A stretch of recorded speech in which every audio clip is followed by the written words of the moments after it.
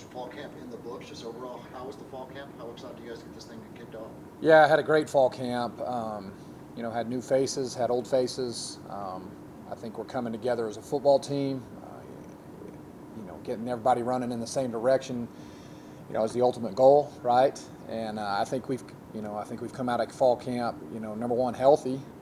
Number two, I think we've had some players solidify positions, and I think we're excited for the next chapter of Buffalo football. And I think coming out of our fall camp, we really solidified some things offensively and defensively, and we're excited to get ready to go here for another round of football. A tough start to the season. You want to look ahead, but you got Western, you got Colorado School of Mines, and then a few games later you got Central Washington. How do you kind of prepare for a schedule like that? Yeah, it is a tough. I mean, it's a good schedule. It's a good tough schedule early, and but if you look across Division II football and the good teams, especially the top tier teams of Division II football, they're all doing the same thing. I mean, there's a lot of great matchups this week, and not only in conference matchups. What's great about the first week is us playing Western Colorado.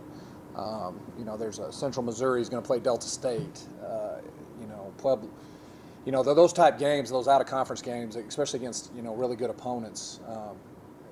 It's good, and so to hit on your question is, everybody's doing it, and if we're going to be any good and, we're going to do what we want to do as a football team, then we have to play these tough games, and we got to do it early, and it gets us ready for the tough Lone Star Conference action. Brought in 2 new coordinators this year. Yep. How different is this team going to look?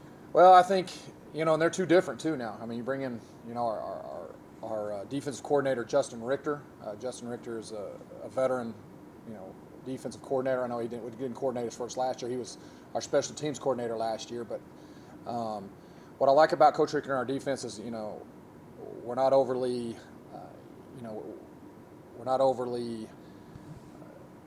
we're really systematic.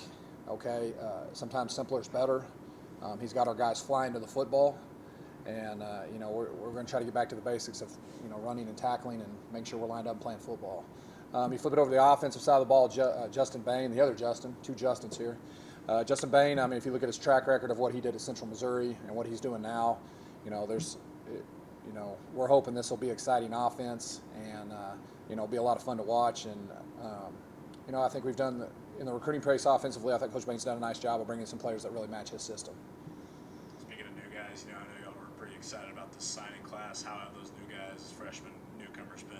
Yeah, the freshmen. I mean, freshmen are freshmen. We don't ask a lot of them. There'll be a couple of them. You'll see special teams and things like that. However, I think what you really got to piggyback on is maybe some of the transfers that we've brought in.